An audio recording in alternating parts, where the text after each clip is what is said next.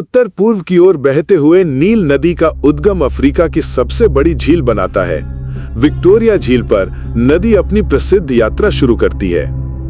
झील को छोड़कर नील नदी में जीवन का संचार होता है और ये किंवदंतियों की शक्तिशाली नदी में बदल जाती है। युवा और जंगली विक्टोरिया नील झागदार तेज धाराओं में बहती है और नीचे के कुंडों में गिरती है। युगांडा के मर्चिसन फॉल्स नेशनल पार्क से नदी अफ्रीका के अंतिम अदम्य परिदृश्यों में से एक के माध्यम से एक साहसिक यात्रा पर निकलती है। नदी दक्षिण सूडान में प्रवेश करती है और अफ्रीका के सबसे बड़े दलदल सुध में बदल जाती है।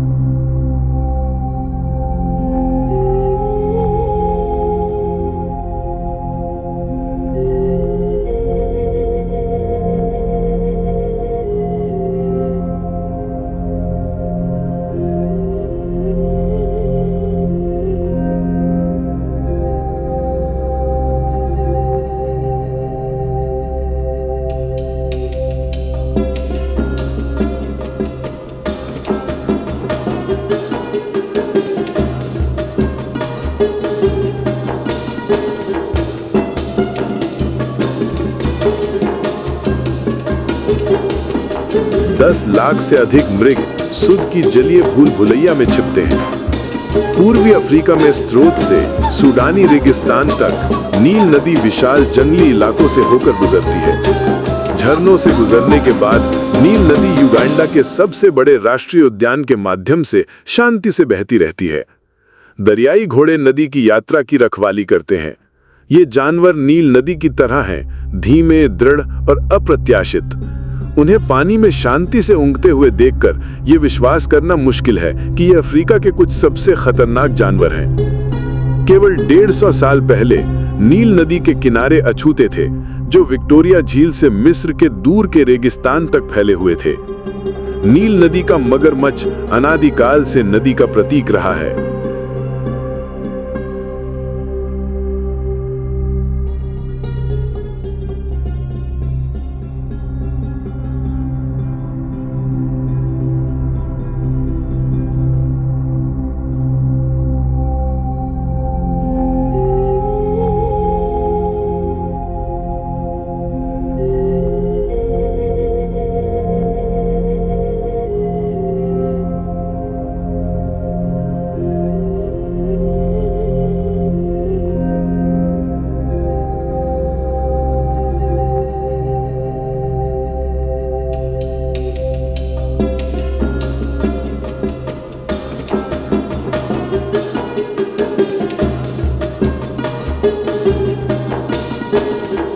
प्राचीन मिस्रीवासी इसे एक देवता के रूप में पूजते थे। इस राष्ट्रीय उद्यान में अफ्रीका के कुछ सबसे बड़े मगरमच्छ रहते हैं। कई 5 मीटर और उससे अधिक की लंबाई तक बढ़ते हैं। 400 से अधिक पक्षी प्रजातियां विक्टोरिया नील के किनारे प्रजनन और शिकार करती हैं।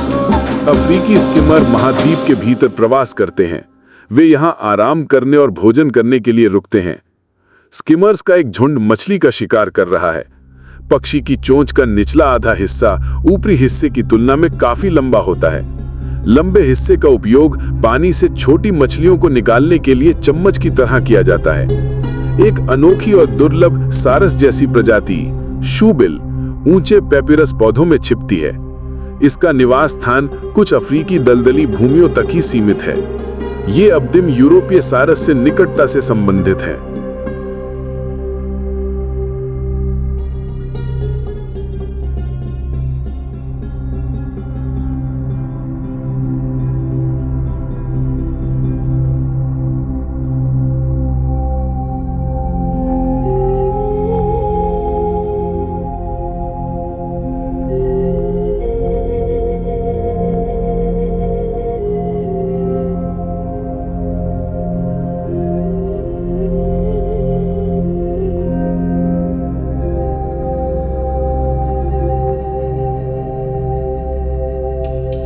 घबराकर वे उड़ जाते हैं। पानी से एक विशाल काय जीव उठा है। एक बड़ा नर हाथी चिलचिलाती धूप से हटकर ठंडी नदी में आ गया है। गर्दन तक पानी में डूबा हुआ वो वनस्पतियों का आनंद ले रहा है। शुष्क मौसम के दौरान जानवर आसपास के घास के मैदानों में पानी खोजने के लिए संघर्ष करते हैं, लेकिन अथाह नील नदी उन्हें जीवित रखती है। हर दोपहर नर हाथी दलदली घास खाने के लिए एक छोटे से द्वीप पर तैरकर जाता है। एक टुकड़ा खाने से पहले वो सावधानी पूर्वक कीचड़ धोता है।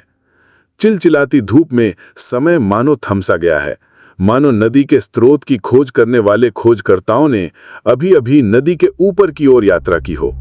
साहसी लोग विक्टोरिया झील की तलाश में थे, जो नील नदी का सबसे बड़ा जलाशय है। ये 1862 था जब ब्रिटिश खोजकर्ता जॉन हेनिंग्स पीके ने अंततः जिंजा शहर के पास नील नदी के स्रोत की खोज की।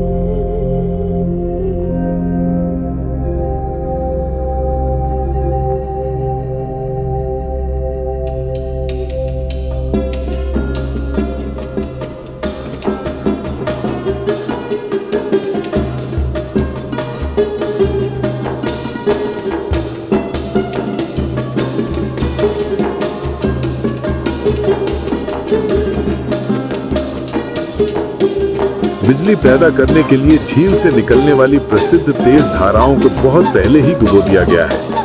विक्टोरिया झील के पश्चिमी किनारे से नदी क्योगा झील से होकर उत्तर की ओर जाती है और मर्चिसन फॉल्स नेशनल पार्क की ओर घूमती है।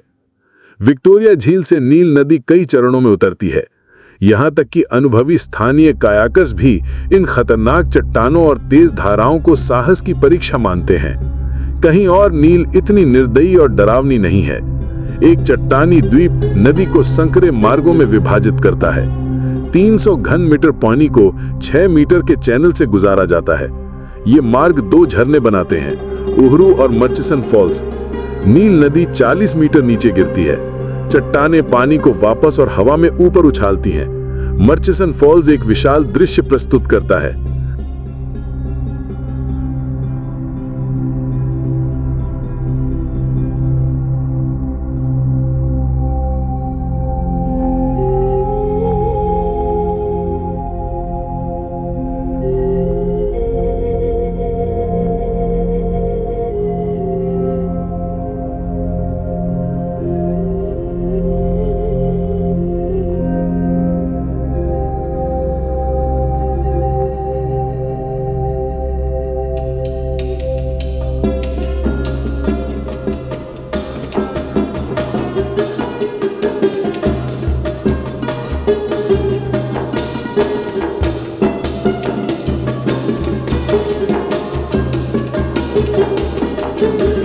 झरनों के चारों ओर स्थायी फुहारों की बदौलत एक उष्णकटिबंधीय उद्यान फलता फूलता है।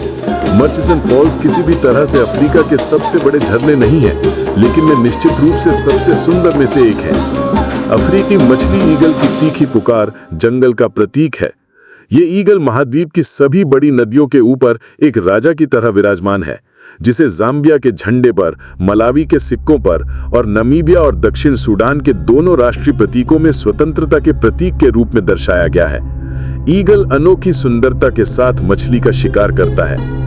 जीव विज्ञानियों का अनुमान है कि 10 लाख से अधिक जानवर इस प्रवास का हिस्सा हैं, जो सेरेनगेटी के प्रसिद्ध वाइल्ड बीस्ट प्रवास के बराबर है। ये मोंगाला गजेल उन पहले झुंडों में से हैं जो सुध से आते हैं और नए चरागाहों में चले जाते हैं जहां बरसात का मौसम शुरू होता है।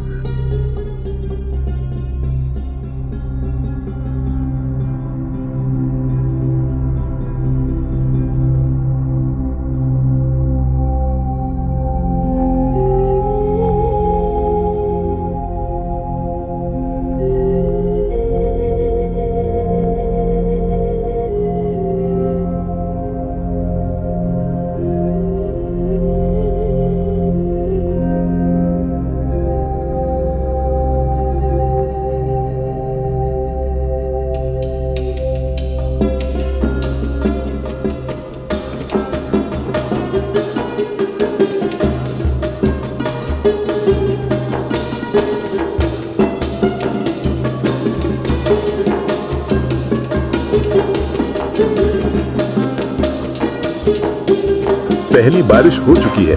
अब विशाल झुंड आते हैं। टियांग भीतरी इलाकों से गुजर रहे हैं। सबसे बड़े झुंडों की संख्या 20,000 से अधिक है। WCS के जीव विज्ञानियों के बदौलत हमें इस प्रवास के बारे में पता है। उन्होंने हवा में हजारों घंटे बिताए, जब तक कि अंततः ये पता नहीं चल गया कि मृग वास्तव में युद्ध से बच गए थे। यहाँ तक कि टीम के नेता पॉल एल्कन को भी नील के सबसे आश्चर्यजनक मृग सफेद कान वाले कोब को फैनने के लिए भाग्य की आवश्यकता थी।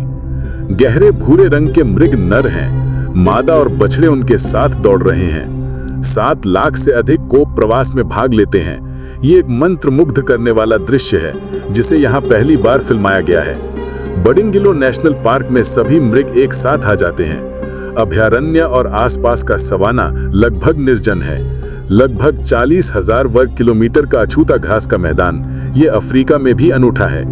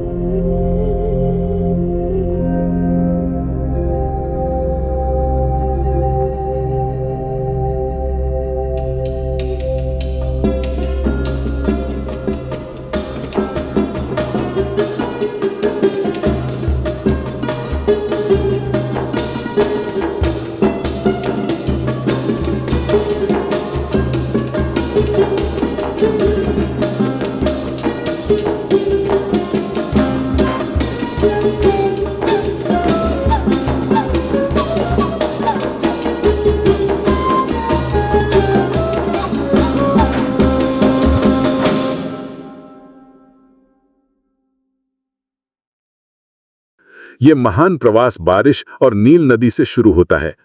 बरसात के मौसम में नदी सूद के विशाल घास के मैदानों में बाढ़ ला देती है। जब पानी कम हो जाता है और नई घास उग आती है, तो मृग वापस आ जाएंगे।